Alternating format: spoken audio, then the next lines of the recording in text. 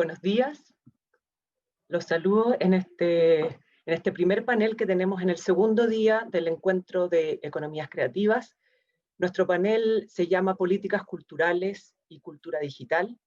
Tenemos grandes invitados que fueron seleccionados porque los hemos seguido hace un tiempo y queríamos compartir en este encuentro de economías creativas y también para la reciente unidad de cultura digital que se ha creado en el Ministerio de la Cultura. Voy a presentar brevemente a nuestros invitados, primero a Mariana Delgado. Ella es directora del Centro de Cultura Digital de México, es antropóloga social de formación y desde el año 2000 ya se desempeña como gestora e investigadora de proyectos de arte, cultura y tecnología. En 2016 ya se une al equipo del Centro de Cultura Digital de México y el 2019 asume su dirección.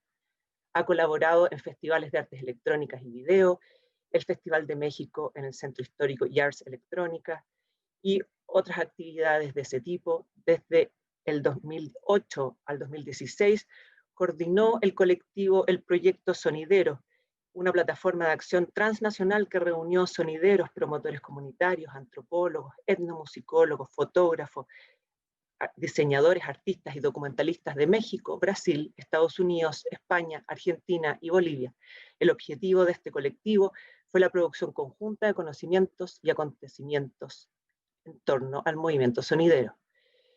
Presento a Octavio Culés. Él es argentino, filósofo de formación, investigador y editor digital. Director de la editorial Teseo, que fue una de las primeras editoriales digitales académicas de América Latina. Desde el 2012 se ha desempeñado como coordinador del Laboratorio Digital de la Alianza Internacional de Editores Independientes. Ha cooperado con UNESCO desde el año 2015, está en el Banco de Expertos de la UNESCO para la implementación y el fomento de la Convención de 2005 sobre protección y promoción de la diversidad de las expresiones culturales. Ha tenido a su cargo el capítulo sobre tecnologías digitales del informe global de la UNESCO, que se titula Repensar las políticas culturales, creatividad para el desarrollo, que ya tiene 2 ediciones a la fecha. En el 2020 fue nombrado miembro del grupo de expertos de UNESCO para la redacción de una recomendación global sobre ética de la inteligencia artificial. Además, fue autor del estudio para los miembros de IFACA, que se tituló El apoyo a la cultura en la era digital, que fue publicado en marzo del 2020. También tenemos a Marco Antonio Terán. Él es director de desarrollo digital de Fundación País Digital, ingeniero civil industrial de formación, con un Master in Science en el Massachusetts Institute of Technology, el MIT, MBA de la Pontificia Universidad Católica de Chile, y entre sus cargos también ha sido gerente de negocios de la consultora multinacional Everis y director de gestión tecnológica de la Universidad de Santiago de Chile. Durante más de 20 años ha asesorado a empresas y centros de investigación en tendencias tecnológicas como transformación digital, big data y entre otras materias.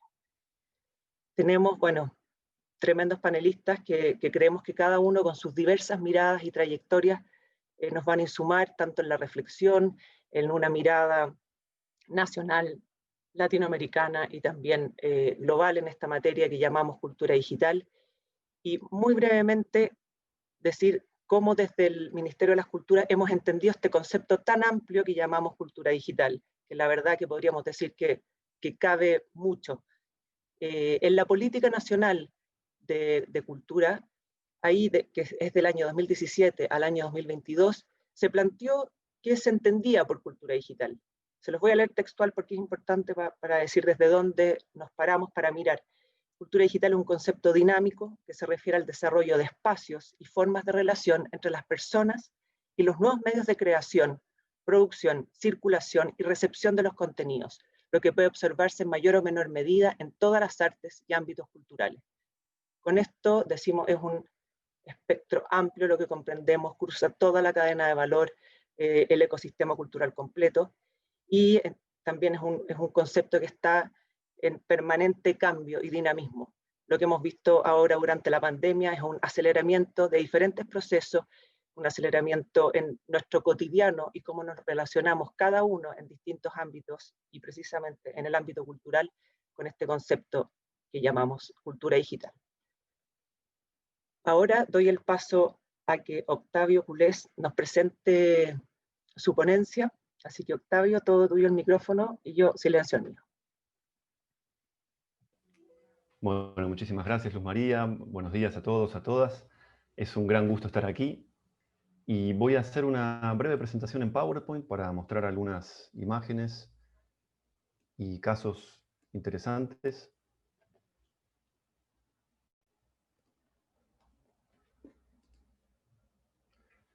Bueno, como todos sabemos, las tecnologías digitales han transformado radicalmente el modo en que creamos, compartimos y consumimos contenidos culturales. Esto no es un fenómeno nuevo, sino que lleva ya varias décadas. Podríamos encontrar antecedentes en la década del 50, del 60, del 70, y a partir de ahí el proceso no ha hecho más que acelerarse, sobre todo con la irrupción de las computadoras personales en los años 80, con la web en los 90, la web 2.0 a mediados de la década de 2000, esta web interactiva en la que los usuarios generan contenido, la web de las redes sociales, por supuesto los teléfonos inteligentes que han revolucionado la manera en que consumimos contenidos multimedia. Y si hablamos de inteligencia, hay que hablar también de la inteligencia artificial, que desde hace algunos años está sacudiendo los cimientos de muchísimos sectores industriales, de muchísimas industrias culturales, sobre todo desde la introducción en 2014 de las redes antagónicas generativas. Y la crisis del COVID efectivamente no ha hecho más que acelerar todas estas tendencias, y hay quienes dicen que en el lapso de apenas 8 meses hemos saltado tal vez 5 años de transformación digital. Estos fenómenos ocurren no solamente, como bien sabemos, en el mundo desarrollado, sino también en el mundo en desarrollo, en el norte, en el sur, en occidente, en oriente. Ocurre en todos los sectores culturales.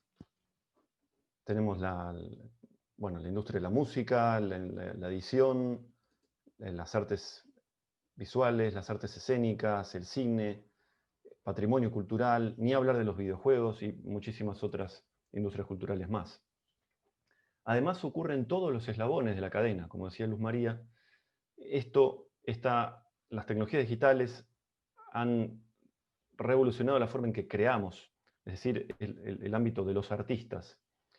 También el modo en que producimos y distribuimos. Este es el segmento de las industrias culturales y creativas. Y la forma en que accedemos a los contenidos y participamos, o sea, cómo nos comportamos como audiencia. Y además, los cambios no solo se están produciendo al interior de cada uno de los eslabones de la cadena, sino que la misma cadena, la cadena como tal, ha comenzado a mutar cualitativamente. Es decir, de una cadena lineal a la que estábamos acostumbrados cada vez que hablamos de economía creativa, ¿no? Como este pequeño tren compuesto por vagones, creación, producción, distribución, acceso y participación, estamos pasando, como resultado en buena medida de la plataformización del mundo de la cultura, a un esquema que está configurado en red, no tanto de forma lineal, sino en red. Una configuración en la cual cada eslabón es un nodo que interactúa con los otros en tiempo real. Y en donde lo que se intercambia es esencialmente información, son datos. Los datos son la savia, son la sangre del ecosistema cultural en el entorno digital. Y en este contexto, muchísimos países han puesto en marcha diferentes planes nacionales de cultura digital para hacer frente a los cambios que están ocurriendo en todos los sectores y en toda la cadena de valor. Uno de los proyectos pioneros a nivel mundial en el campo de la cultura digital ha sido latinoamericano, ha sido la política de cultura digital del Ministerio de Cultura de Colombia, que se presentó en el año 2009 con el objetivo de fomentar la creación de contenidos culturales digitales en todo el territorio nacional. En el año 2017, el Consejo para las Artes de Canadá lanzó el Fondo de Estrategia Digital, el Digital Strategy Fund, que ha invertido decenas de millones de dólares, sobre todo en 3 grandes áreas. La primera, alfabetización digital. La segunda, transformación de modelos organizacionales. Y la tercera, el acceso a las artes y la participación ciudadana. Entonces han invertido en esos tres grandes grupos de actores dentro de la cadena, que son los creadores, las industrias culturales y creativas y las audiencias. En México, en 2017, la Secretaría de Cultura diseñó la Agenda de Cultura Digital del país, basada en varios pilares estratégicos, en particular las industrias culturales y creativas, la adquisición de habilidades, la preservación de patrimonio y la participación social. Mientras tanto, en el Reino Unido, en 2018, el Departamento para Asuntos Digitales, Cultura, Medios y Deporte presentó su documento de política titulado La cultura es digital, Culture is Digital, que promueve el uso de herramientas digitales para fortalecer la participación de las audiencias, incrementar la capacidad digital de las organizaciones culturales y desplegar el potencial creativo de la tecnología.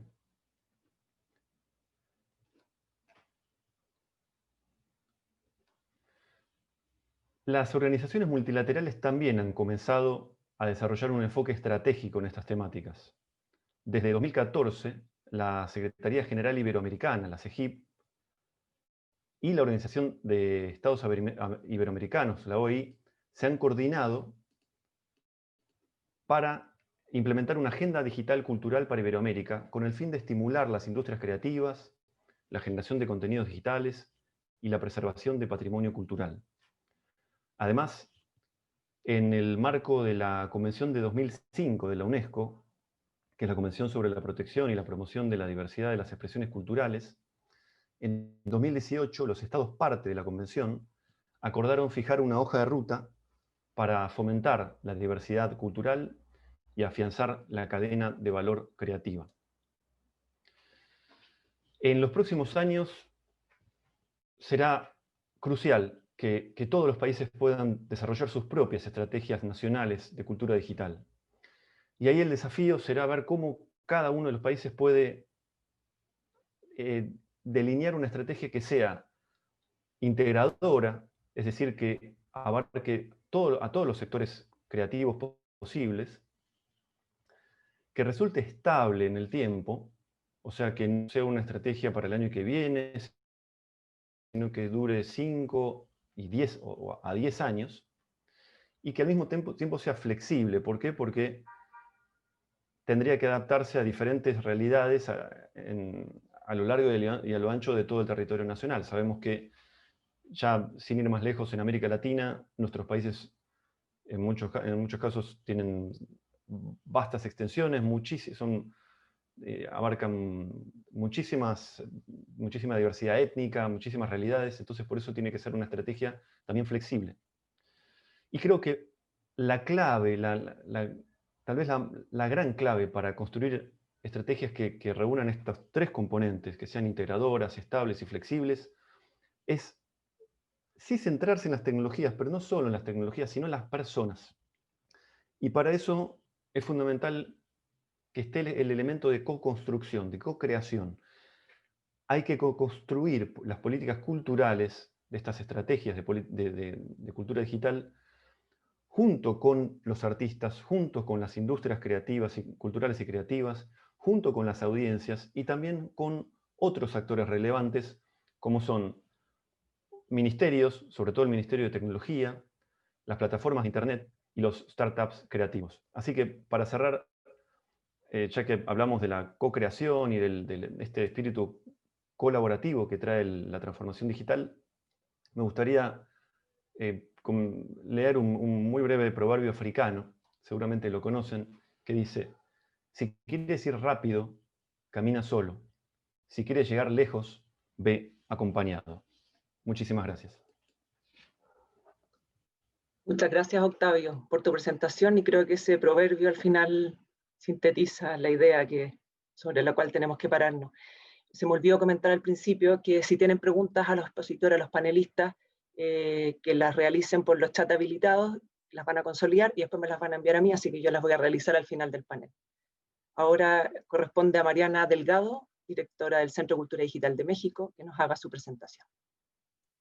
Bienvenida, Mariana. Gracias, Luz María. Un honor estar platicando con todas y todos ustedes aquí y complementándonos, desgranándonos y tramándonos de maneras muy interesantes. Lo que yo les quería conversar, y voy a omitir la presentación, tiene mucho que ver con lo que acaba de platicar Octavio.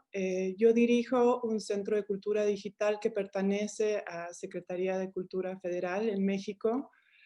Nacimos en 2012 como un espacio que se consagra, se dedica a la producción, formación, comunicación y reflexión sobre nuevas manifestaciones creativas y culturales, sociales y económicas que surgen a partir del uso cotidiano de las tecnologías.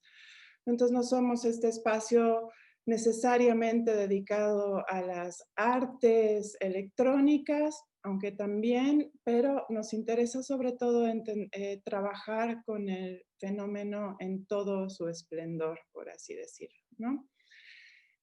Sí estamos profundamente relacionados con agenda digital en muchas de nuestras operaciones.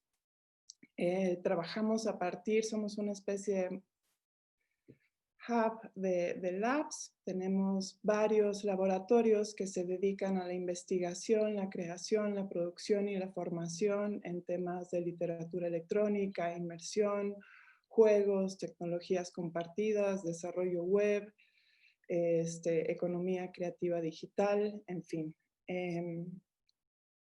Y hemos estado sobre todo volcados a temas de atención y de espacios para las comunidades. Ahora bien, regresando a lo que platicó Luz María y a lo que venía platicando Octavio, creo que el interesante desafío que hemos encontrado como una institución, espacio, digamos, de última generación digital, bueno, ya todo es antepenúltimo, pero de muy reciente generación digital, también tiene que ver con la concepción que tenemos de lo digital, que se nos hace muy fácil decirlo, y sin embargo tiene varios puntos fuertes, importantes e impactantes para la cultura, y lo hemos visto con toda claridad en este momento de crisis sanitaria, ¿no? Lo primero es entender que es una cosa multidimensional, lo digital, que estamos hablando de herramientas, medios por los cuales obtenemos los productos, hacemos nuestras prácticas, proyectos o actividades, ¿no? Herramientas de comunicaciones y redes ahí, ¿no? Sucede muy frecuentemente también que dentro del propio ámbito cultural, la concepción de lo digital se limita a ese punto. Pero también es un medio como género de creación. Vemos cada año multiplicarse los géneros creativos, hibridarse, encontrarse, consumarse de maneras sumamente insospechadas, ¿no? Por otra parte, es en efecto una tecnología como soporte, como infraestructura, y también, importantemente, esto tiene mucho que ver con lo que decía Octavio, es una cultura. Es una cultura en red. Eso es sumamente valioso. Son comunidades de creación, de participación y espacios de distribución del valor cultural y de inclusión. Y ahora tiene una dimensión también que no podemos dejar de mirar, que es la de economía digital, ¿no? En donde desde los ámbitos de la creatividad y la cultura no solamente se resuelven los accesos y las mediaciones para los bienes culturales, creativos, artísticos, patrimoniales, pero también como sector estamos prestando ese servicio a todos los otros sectores, ¿no? Dominamos de alguna manera ese mundo de la comunicación en línea. Cuesta mucho a nivel institucional y creo que es clave para el éxito de todas nuestras políticas públicas de digitalización de la cultura y agendas, poder entender el fenómeno en toda esta complejidad. Nos cuesta también, desafía profundamente la manera en la que hemos venido construyendo el valor cultural, que sí que tenía que ver, ¿no? También por una parte con un sistema de producción o industrial, muy entrecomillado, muy lineal, en donde había un momento máximo de talento y creación y un momento final en donde eso llegaba a sus públicos, ¿no? Y también que venimos de construcciones de la noción patrimonial, que ha sido importantísima para nuestros países, y de las bellas artes que hemos importado a gustísimo, ¿no? Lo que hace la cultura en red, la cultura digital, es romper la distancia entre la alta y la baja cultura, hacer un continuum y hacer lo que le da la gana con eso, y eso a las instituciones culturales nos cuesta mucho. Por otra parte, también rompe la relación con tu público, tu audiencia, tu consumidor, como le llamábamos todavía hace, qué sé yo, 15 años, 20. Y lo establece como un nuevo agente de creación y de producción, de intervención, y sobre todo que tienes que considerar efectos de tu interacción. Tu bien no se va a rehacer, a recrear en tantas otras manos, ¿no? Por otra parte, también hemos visto, pues, para industrias como la música o como el cine, la inversión de la noción clásica de escasez y de abundancia, y la nueva tarea de gestionar esta super mega abundancia, ¿no? Con los riesgos de la indiferenciación, como hemos visto ahora en la pandemia, gran super dump de cosas. ¿Y qué vemos? Pues ahora dependemos de las inteligencias artificiales y humanas para encontrarnos en eso, y de nuevas mediaciones técnicas y económicas también, ¿no? Y vemos finalmente la parte más poderosa quizás de la cultura digital es la condición situada, relacional, provisional, en la que se crean los conocimientos, ¿no? Que son colectivos. Es esta forma, como decía Octavio, también de ir agregando, de sumar, más allá de salir cada uno por su línea, y está desde, o sea, son fundamentos de base tecnológica, pero que al mismo tiempo humana, social, culturalmente, nos van haciendo cada vez más sentido, ¿no? La interdependencia, la integración, la confluencia de todas las capacidades. Esto sin duda ha representado igual, así como el valor cultural tiene mucho efecto lo que está pasando con la cultura digital, también lo tiene desde luego el económico, ya los mencionó en buena medida Octavio.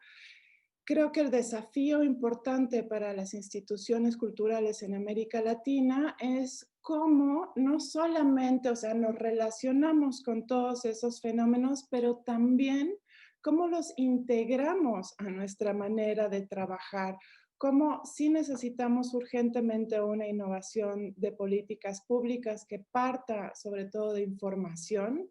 No hemos estado necesariamente recogiendo todo lo que necesitamos para poder entender y dirigirnos a un ecosistema. Pero por otro lado también depende importantemente de la construcción de esas capacidades y habilidades digitales del siglo XXI en los cuerpos y las personas que somos parte de las instituciones, para poder relacionarnos con todos ellos.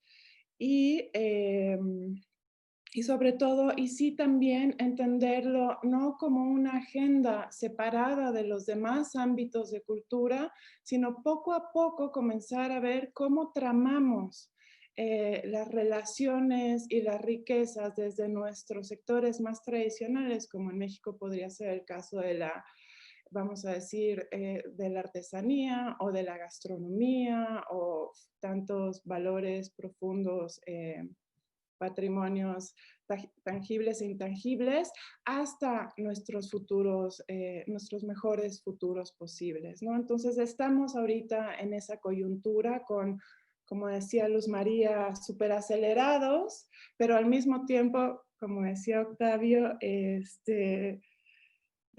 súper desacelerados, ¿no? Para poder mejor llegar a donde tenemos que llegar. Y creo que ya me comí mi tiempo. Muchas gracias, Mariana. Sí, efectivamente tenemos ahí esa acelerar y desacelerar. Vamos a tener que ir equilibrando para tener un ecosistema cultural al final sustentable y sólido. Ahora dejo a Marco Antonio Terán, director de Desarrollo Digital de la Fundación País Digital. Y estamos pasados de tiempo, pero Marco, yo sé que lo va a hacer en el tiempo que tenemos para que después existan las preguntas que la está consolidando. Por supuesto. Muchas Adelante. gracias por la invitación. Un gran saludo y abrazo, por supuesto, a Luz María que me invitó a esta presentación, a Mariana y a Octavio, que absolutamente vamos a hacer una gran discusión y reflexión, ¿ya? Voy a compartir pantalla con el fin de que ustedes puedan conocer mi reflexión sobre el tema de esta mirada de política pública de la economía creativa y en particular sobre este contenido de contenido cultural, pero bajo una mirada tecnológica. Yo trabajo en la Fundación País Digital, por lo tanto, mi mirada, aun cuando Octavio y Mariana han hablado de conceptos como co-creación, como el desarrollo o la activación de la participación del consumidor de la cultura digital, es importante poder ver aquellas tendencias que pueden enriquecer ese trabajo para cada una de las personas que nos están viendo en este momento. A todos y a todas que son ya sea creadores de cultura o son desarrolladores de contenido o simplemente son intermediarios, yo creo que va a ser una actividad rica en ese sentido. Obviamente tenemos que hablar sobre el tema del COVID y que el mundo no va a ser el mismo, pero tomándolo en el sentido de que, independiente que haya un desconfinamiento y que existe una vacuna, claramente cambió la forma en que nos estamos comportando y, por supuesto, la cultura digital va a estar involucrada en ese sentido. O sea, el contenido de la cultura digital va a experimentar cambios. Y ahí es donde tenemos una tremenda oportunidad para experimentar. Y tremenda oportunidad para experimentar porque además han aplicado algunos conceptos mis colegas sobre temas de inteligencia artificial, que finalmente lo que va a hacer es automatizar procesos y va a haber un cambio en el futuro del trabajo. En los próximos 10 o 15 años más va a haber un cambio total de la economía mundial. Pero hay una tremenda oportunidad para todo lo relacionado con economía creativa. Yo sé que todos los actores, todas los diversos empresas asociadas al tema de contenido digital no lo han estado pasando muy bien en estos momentos, pero claramente se ve un horizonte y eso significa acelerar el trabajo que han estado haciendo muy bien cada uno de los actores que están acá en Chile y por supuesto que están afuera. Y es por eso que quería empezar a revisar, antes de revisar temas de políticas públicas, quería revisar aquellas tendencias que están sucediendo en el consumo digital. Porque creo que es importante que uno se dé cuenta que no basta simplemente de que se haya digitalizado una obra de teatro o que una película se haya puesto en una determinada plataforma streaming. Porque acá el proceso de compra de una forma digital es totalmente distinta. Cuando muchas veces uno le pregunta a algunas personas, dicen, no, si aquí simplemente lo que yo hago es que tengo una mayor variedad de contenido y puedo elegir más rápido. Sí, efectivamente hay una compra impulsiva asociada, pero la nueva tendencia sobre temas de marketing de consumo es que al final hay un proceso iterativo, es un proceso donde el usuario lo que está buscando es tratar de encontrar y entre comillas, pinchar ciertos elementos que él quiere consumir. Una película, que lo estamos viendo nosotros mismos como usuarios, estamos viendo que una película que uno toma o un libro que uno lee, un par de páginas, y ahí uno se entusiasma y empieza a comprar. Bueno, ese es un proceso iterativo. ¿Por qué? Porque existe tanta variedad de contenido cultural y de ocio que finalmente es cómo podemos agregar ese tiempo de ocio para, obviamente, nuestro consumo.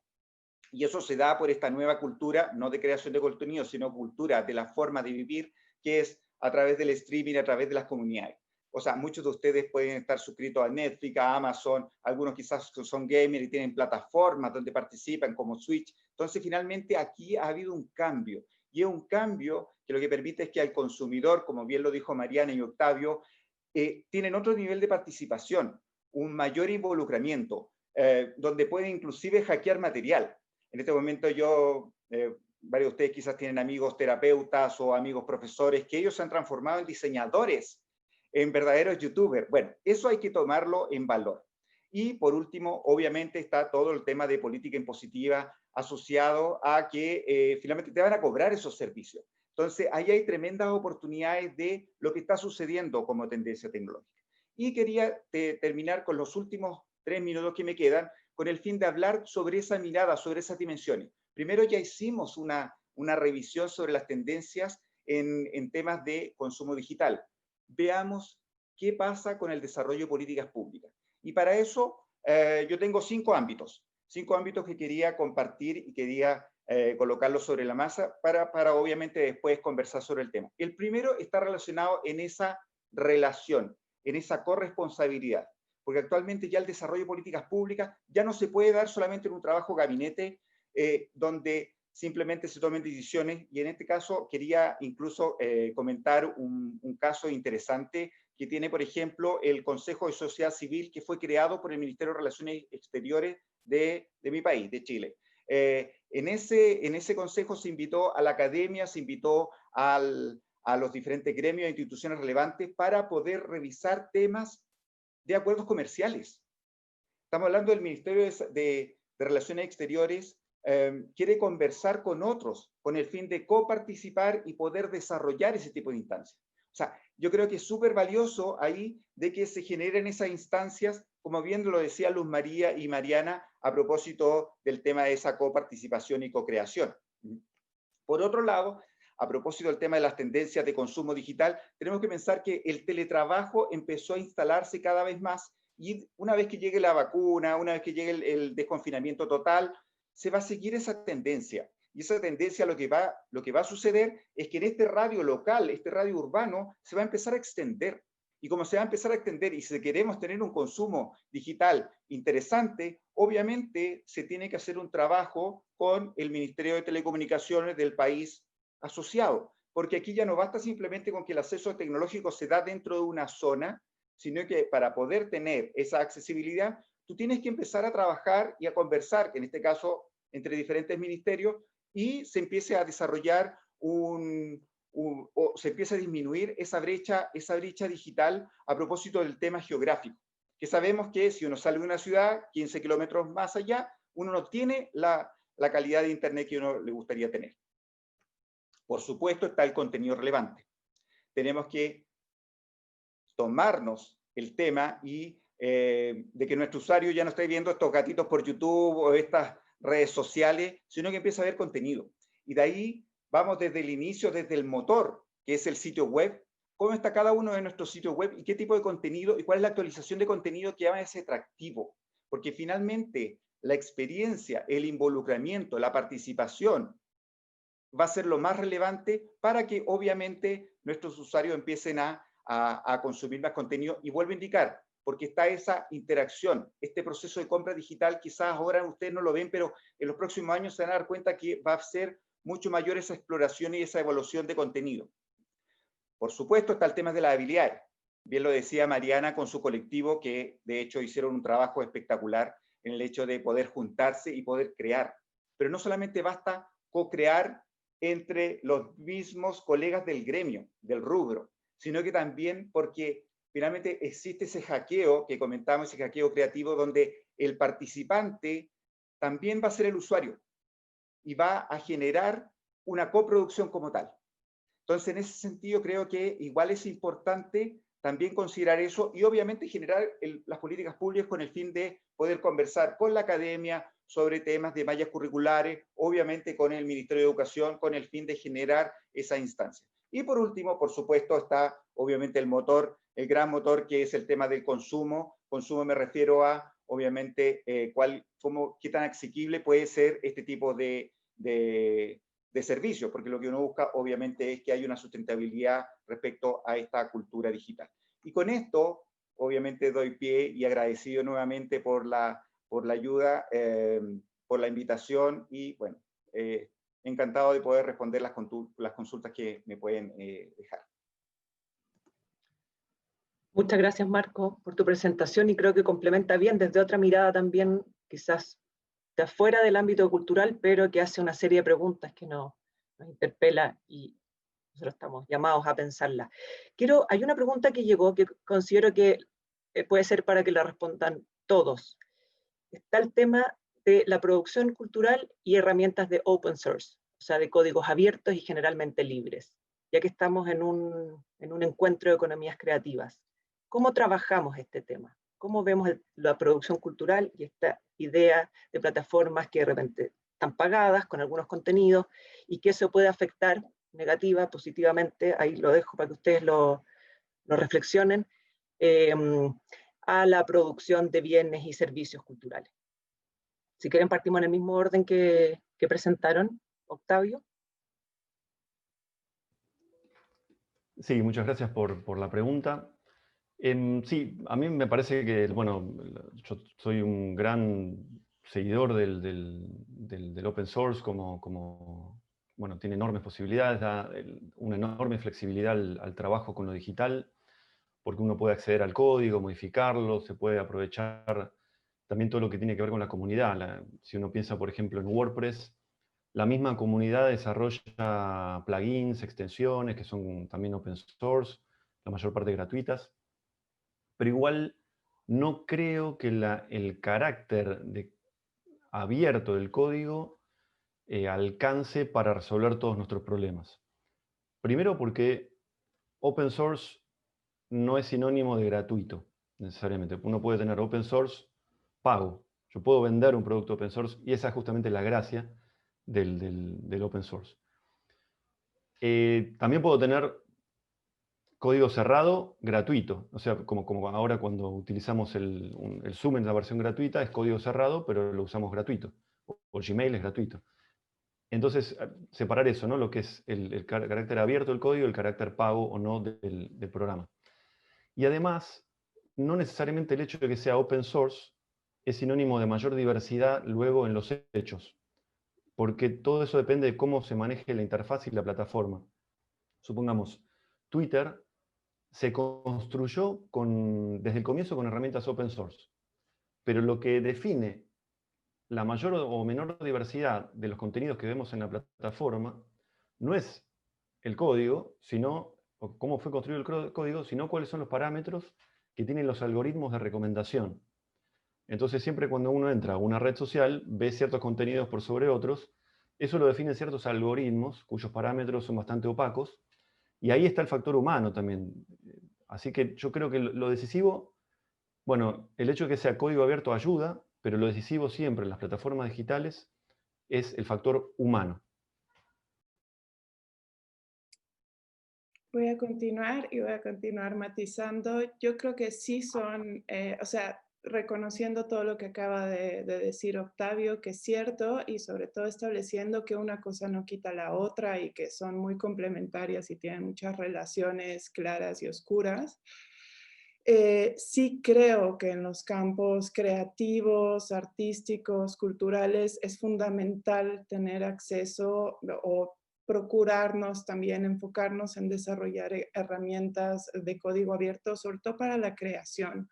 Lo vemos mucho en campos como la realidad virtual, ¿no? En donde todo el software importante es software de paga, y está muy bien que el profesional así lo sea, pero necesitamos herramientas que nos permitan socializar esos espacios de creación. Lo hace, por ejemplo, Quebec a través de, ¿no? su Sociedad de las Artes Tecnológicas, produce software libre para la creación en medios interactivos, y sí, y asimismo produjo un software libre que opera a modo de infraestructura para toda la institucionalidad de Quebec en estas circunstancias. Y así es importante que trabajemos esos espacios de autonomía y esos de autonomía creativa, comunitaria, cultural, y eso se llama software libre para la creación, definitivamente. Sí, yo también concuerdo un poco también con Octavio y con Mariana. Creo que el tema open source es realmente un desafío de si es mejor el open source o quizás algo privado. Yo creo que al final uno tiene que dar la libertad de las personas para que ellos puedan decidir y finalmente se puedan generar diferentes instancias. O sea, han habido ejemplos exitosos sobre el tema de open source, sobre todo temas de motores de búsqueda, y que finalmente ayudan a poder desarrollar la economía de ese sector en particular. Por lo tanto, en ese sentido, yo lo que sí recomendaría es, obviamente, si tú estás partiendo sobre algunos temas, claramente el open source es una tremenda alternativa porque no te cuesta nada y obviamente si eres un emprendedor y quieres desarrollar algo grande, lo puedes tomar. La tendencia claramente es el tema de la co-creación. Por lo tanto, el open source no se va a eliminar, pero también obviamente hay un tema de propiedad intelectual. Entonces, ahí tú tienes que tomar la decisión de cuál es la mejor vía para tu, en este caso, para tu negocio, para tu emprendimiento. Muchas gracias a los tres por haber respondido a esta pregunta que creo que era importante para este panel y para este encuentro de economía creativa. Me están avisando por interno que tenemos más tiempo, así que buena noticia para poder responder más preguntas. Esta es una pregunta que también llegó, quizás Octavio, pero la podría responder. Dice, ¿cómo los países del sur pueden sobrellevar las barreras comerciales impuestas por el norte en un contexto de exportación de bienes culturales en plataformas digitales? Esta es la parte impositiva que tú también la tocaste, Marco, en tu presentación. No sé ahí quién se motiva a responderla. ¿Puedo comenzar, si les parece? Y bueno, creo que hay muchísimas cosas que se pueden hacer. Por un lado está el sector público en llevar adelante políticas, por ejemplo, para garantizar una mayor visibilidad de los bienes y servicios culturales de países del sur en las plataformas del norte. Hay algunas iniciativas en ese sentido. Los algoritmos de recomendación de muchas plataformas de streaming tienden a priorizar contenidos en inglés por cómo están construidas. Así que ahí hay muchísimo trabajo por hacer, pero creo que también podemos hacer mucho nosotros desde la sociedad civil en términos de capacitarnos permanentemente en lo digital, adquirir habilidades, aprender sobre programación, y de manera más amplia aprender sobre cuál es la lógica profunda de lo digital, que es mucho más que código, ¿no? Es, como decía Mariana, es una forma más horizontal de hacer las cosas, que demuele jerarquías, es un trabajo en red. Y en ese sentido me parece que hay que hacer nuevas vinculaciones con otros actores de nuestro sector creativo, con otros sectores creativos, con otros actores tecnológicos y sobre todo fomentar más vinculación entre nuestra región, Latinoamérica, en la etapa analógica tenía pocas vinculaciones en ciertos sectores. Si uno piensa en el sector del libro, el boom latinoamericano, todos esos autores que se volvieron muy conocidos en los 60, 70, primero tuvieron que pasar por la industria editorial de España para luego ser leídos en otros países de América Latina. Creo que lo digital puede ayudar a bajar esas barreras y hacer un mercado mucho más horizontal. Y entonces es ahí donde creo que tenemos que trabajar entre todos, estados, empresas, sociedad civil, para hacer nuevas vinculaciones horizontales entre Chile, Argentina, México, Colombia, y creo que este encuentro es un paso en esa dirección. Muchas gracias, Pablo. Adelante, Mariana. Por favor. Sí, hay una parte muy importante de la integración regional y como se ha mencionado, no hay muchos temas en donde nos complementamos y nos podemos enriquecer. No hemos llegado completamente ahí, pero hemos estado avanzando mucho hacia ese lugar. Pero también hay otro punto importante, insoslayable, más allá de lo que hagan las inteligencias humanas y artificiales, son temas regulatorios, ¿no? En México, a partir de este año, se va a comenzar a tasar la economía digital, lo cual ya es algo, pero, digamos, en los campos de cultura, sobre todo, vemos una serie de legislaciones y sus regulaciones basadas en los modelos analógicos de producción, ¿no? Entonces, sí hay una labor de actualización que tenemos que hacer para estar en un, digamos, en un plano, en el mismo plano, ¿no? Mientras tanto, tendremos grandes agujeros negros en nuestros sistemas. Marco, adelante. Sí. Interesante pregunta, ¿eh? Muchas gracias por esta. Matías creo que se llama la persona que estaba haciendo. Yo concuerdo con lo que decía parcialmente Octavio respecto a que más que un tema de barrera comercial, yo creo que hay una barrera cultural o barrera de idioma. Si nosotros nos comparamos con 30 años atrás, es totalmente distinto a lo que ocurre ahora. O sea, ahora tenemos una gran posibilidad de poder rápidamente exportar y masificar nuestros activos culturales, por un lado. En particular en Chile, nosotros tenemos más de 26 acuerdos comerciales. Entonces eso nos ayuda, entre comillas, a ser más expedito. Y es más, ahora en junio se suscribió un acuerdo que se llama DEPA con Nueva Zelanda y Singapur. Entonces ahí hay bastantes oportunidades, no sé si tanto para los libros, para que lo lea un singapurense, pero claramente quizás para el mundo gaming, para traer, importar, para poder conocer más, porque finalmente el tema de las barreras arancelarias cada vez va a ir disminuyendo. A propósito, también hay preguntas asociadas a las políticas impositivas y claro, efectivamente forma parte del proceso, pero yo no sé, estoy tan seguro de si existen esas barreras comerciales. Yo creo que más bien son barreras culturales, pero también es cierto de que a nivel global tú puedes vender un libro y ese libro puede ser un éxito y después lo puedes desarrollar. Quiero hacer solamente un tema. Por ejemplo, me acuerdo mucho del historiador israelí, Yuval Noah Harari. El 2011, él puso su libro de animales a dioses en idioma israelí. En israelí. Y ahora es un bestseller a nivel mundial. Entonces, claro, quizás no estoy tan seguro de si existen esas barreras comerciales, sino que es qué tan atractivo es el producto cultural y obviamente puede ser exitoso en ese ámbito. Muchas gracias, bueno, a los tres por su respuesta. Aquí yo voy a hacer una pregunta a Mariana, del trabajo que han hecho en el Centro de Cultura Digital de México, que hay un trabajo serio con comunidades, sobre todo hacia jóvenes. Quiero que profundicemos en eso, que nos cuentes cómo se entrelaza eso con este tema de economía creativa, pero cómo están en la creación, cómo generan entornos digitales, hablan ustedes. Y también hay tal uso de lo cotidiano, es como una idea de lo digital, no solamente tiene que estar en un lab súper tecnológico, sino que hay una idea de cotidianidad y jóvenes, espacios, comunidades. Si podemos profundizar ahí, Mariana, por favor. Gracias, Rosmaría. Pues sí, hay algo que sucedió con el Centro de Cultura, que es digital, que es un espacio físico y también tiene todas sus plataformas digitales, pero con tanto espacio físico en ese ahí y como lo interesante en su origen es que era un patito raro dentro del ámbito cultural, siempre tirando más a lo artístico y tal, no sabían quiénes llegar a ellos.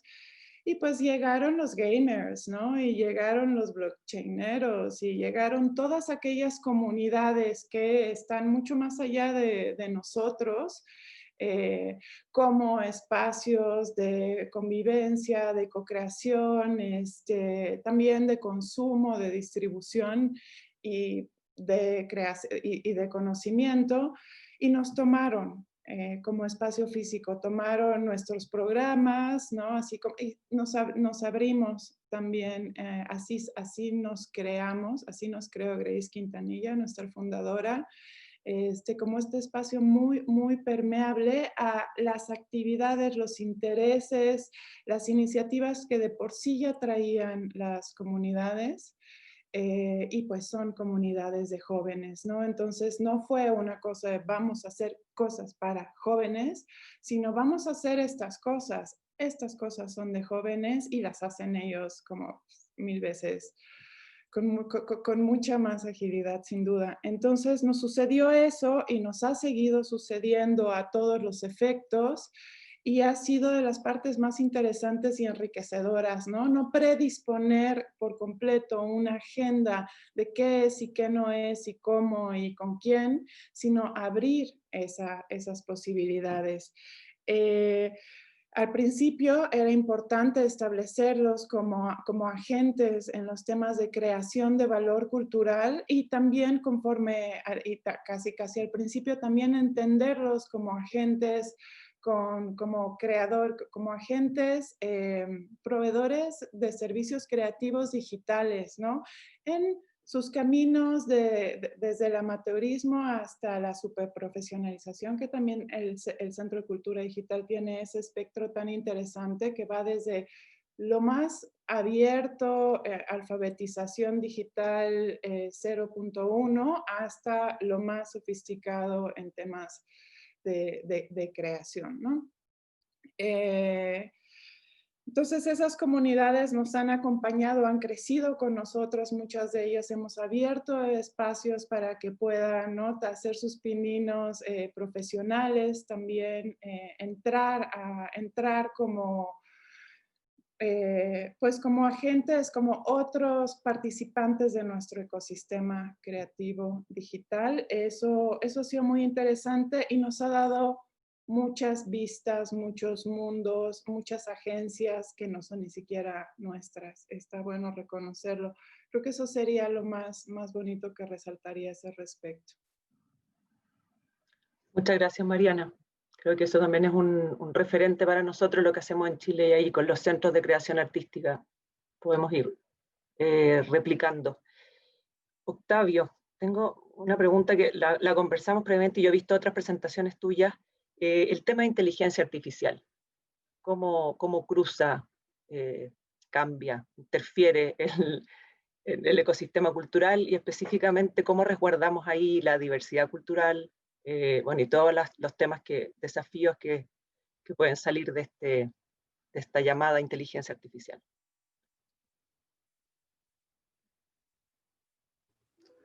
Sí, es un tema, yo creo que va a ser el gran tema de los próximos años.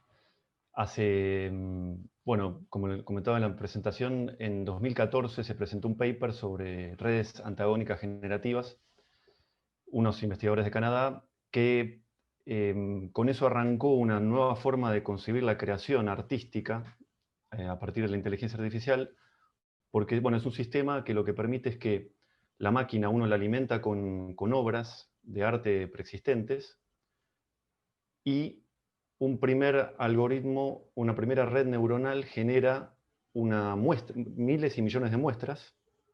Por ejemplo, si yo alimento la máquina con pinturas, supongamos una colección de 50.000 pinturas de los últimos 5 siglos, luego le pido a la máquina que me genere millones de pinturas nuevas producidas a partir de esas pinturas anteriores con las que la alimenté. Y luego con otra red, por eso son generativas y antagónicas, con otra red neuronal filtro cuáles son las que, según ciertos parámetros, la máquina va a considerar que son bellas.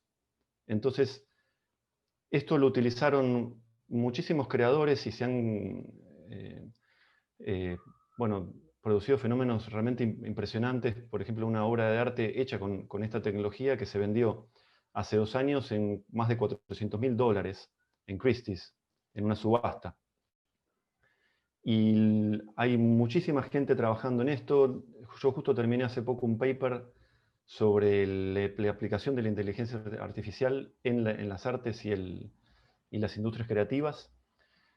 Es realmente, bueno, va a tener un impacto enorme en los artistas, en cómo trabajan, porque esto va a permitir, según los propios artistas que están en este terreno, dicen que aumenta su creatividad por 1000 por un factor de 1000, por 10.000, aumenta la productividad de las industrias culturales, la eficiencia, permite ahorrar muchísimos costos. Por ejemplo, yo, si tengo una empresa de postproducción, si tengo una empresa de cine, no voy a tener que, si tengo un auto bajando en una escena a toda velocidad, un auto rojo, y quiero que ese auto pase a azul en vez de rojo, ahora con los programas simplemente toco el auto, elijo el color y ya cambia, esto gracias a un sistema de inteligencia artificial, y eso nos hubiera demandado semanas de trabajo quizás. Así que, bueno, el impacto es enorme, pero también las oportunidades son muchísimas, pero también los desafíos, ¿no? Esto que antes hablábamos del tema de los algoritmos de recomendación, que son una caja negra, muchas veces para la propia plataforma, no sabe, en aprendizaje profundo, en deep learning, muchas veces la propia empresa que desarrolló el sistema de inteligencia artificial no logra entender cómo esa inteligencia artificial llegó a determinado resultado. Son tantos los parámetros que bueno, llega uno a pensar que la máquina tiene como una inteligencia propia. No es así, pero bueno, todavía no estamos en eso, ¿no? No estamos en la inteligencia general, sino en una inteligencia todavía acotada. Y la cuestión de los sesgos, de los estereotipos que están incluidos en cualquier solución de inteligencia artificial, ya los datos mismos vienen sesgados siempre, y plantea muchísimos problemas en términos de diversidad de las expresiones culturales. Esto se discute mucho en UNESCO, y a largo plazo, en términos de, yo diría que hay dos cuestiones que son, primero, una fractura norte-sur que va a ser mucho más acentuada que la que teníamos antes. Antes atravesábamos una brecha digital entre norte y sur. Ahora vamos a tener una brecha creativa, porque los mayores centros de inteligencia artificial están en Estados Unidos, en China, un poco en Inglaterra, un poco en Francia y algo más por ahí en Europa. Eso hace que los países del norte puedan crear mucho más y mejor que los países del sur ahora. Ya todos los manuales de economía creativa vamos a tener que dejarlos de lado y reescribirlos. Esto cambia completamente la ecuación. Y luego también la cuestión de la cohesión social, porque ¿cómo va a ser una sociedad? ¿Cómo van a ser nuestras sociedades en donde las obras de arte y la cultura van a estar generadas a veces de manera automática, personalizadas para un determinado usuario, y donde no van a transmitir sentido, no van a transmitir identidades, valores colectivos? Entonces, ¿qué pasa con la cohesión social? Así que, bueno, el tema yo creo que es el gran tema de los próximos años en los sectores culturales. Muchas gracias por la reflexión. Claramente es el tema que tenemos en el futuro, o dentro de los temas que hay en el futuro, y hay que quizás ahí acelerar y desacelerar al mismo tiempo, como hablábamos al principio. Tenemos que ir cerrando, pero Marco, solo brevemente, en estas alianzas y construcciones de alianzas de lo público y lo privado, que hemos hablado tanto que aquí hay una idea de comunidad ampliada, de articular, desde Fundación de País Digital, ¿cómo ven ustedes eso? ¿Cuánto desde el ámbito privado están abiertos, dispuestos? Yo sé que quizás en otras cosas más en educación, pero en cultura, ¿cuánto ahí podemos tener y motivar alianzas público-privadas? Sí, muy buena pregunta y con bastantes desafíos al respecto, porque el tema de cultura es bien poco tangible, ¿ya? En el caso de educación, uno tiene una malla curricular, genera los diferentes contenidos y obviamente sale una persona mucho más creativa, o eso es lo que uno espera respecto a ese ámbito. Sin embargo, como yo comentaba al principio de mi exposición, hay un concepto que ha estado dando vuelta durante los últimos 3 años, que es el futuro del trabajo. Y el futuro del trabajo lo que va a incluir, a propósito de lo que hablaba Octavio con el tema de inteligencia artificial, es que va a haber una automatización de los trabajos y la naturaleza de las tareas va a cambiar y va a ser automatizada. Por lo tanto, al final debiese uno tener más tiempo para el ocio. Y ahí se abre una tremenda oportunidad, un tremendo campo de industria. Entonces, finalmente, hay todo un trabajo, hay todo un desafío de poder avanzar en esa línea. Y aunque no lo creas, las empresas están preocupadas al respecto. Están preocupadas no sé si del punto de vista de la cultura digital, pero sí de sus trabajadores, de cómo tú generas una atención en los trabajadores y cómo tú desarrollas ese aprendizaje activo. Las nuevas tendencias te indican que tú no puedes estudiar una única carrera, sino que tratas de generar una especie como de plan de educativo multietapa. Entonces, finalmente va, colocando un ejemplo, va a haber un ingeniero que empezó a trabajar los primeros años como ingeniero y después se transformó en un maestro de yoga, y el maestro de yoga finalmente se automatizó con biosensores y al final tuvo que transformarse en un artista. Vemos muchos casos de personas que han tenido que ir migrando en ese ámbito. Y de ahí es que el grado de participación, aunque no lo creas, es mucho mayor del que uno podría pensar. O sea, hay grandes empresas que aportan dinero a propósito de desarrollar cultura actual. Con mayor razón va a suceder producto de este futuro del trabajo que obviamente a todos nos coloca un desafío como personas, de un aprendizaje continuo, de poder ver diferentes etapas. De nuevo, el tema de inteligencia artificial tiene mucho que ver con el tema filosofía. Entonces, finalmente yo creo que, o por lo menos yo lo veo con optimismo, todos los trabajos que se van a realizar de esta co-creación que no solamente es de un productor con un consumidor, sino que también entre instituciones. Muchas gracias, Marco. Y ahora sí que estamos en el momento de cerrar este panel, muy interesante. Va a quedar el panel, por si acaso, en el sitio web de CHEC. Agradecemos, bueno, a todos los panelistas y vamos cerrando. Gracias y que sigan también este encuentro de economías creativas.